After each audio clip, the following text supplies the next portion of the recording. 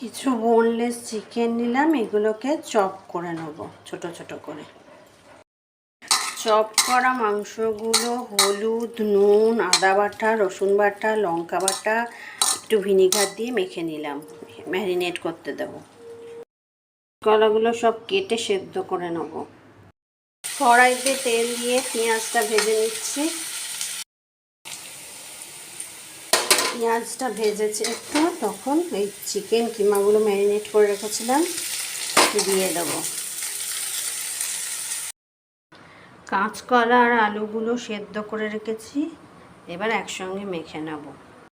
কাঁচকলা আলু দিয়ে এরকম বল করে রেখেছি, আর কিমা রয়েছে চিকেন কিমা।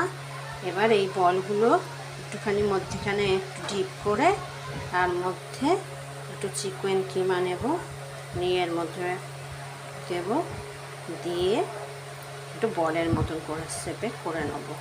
প্রত্যেকটাই ঠিক এরম আকৃতি করে নেব।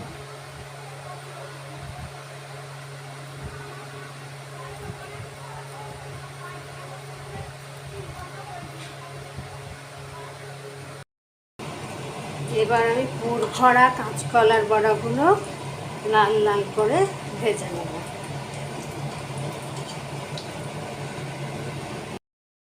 এই যে আমার বড়াগুলো ভাজা হয়ে গেছে। এবার এগুলো শুকনোও খাওয়া যেতে পারে, অথবা তরকারিতে বা গ্রেভি করেও খাওয়া যেতে পারে। শুকনো এমনি ভাতের সঙ্গে শুকনো এগুলো হেভি সুন্দর খেতে লাগছে। পুর আছে ভর্তি, ভেতরে কিমার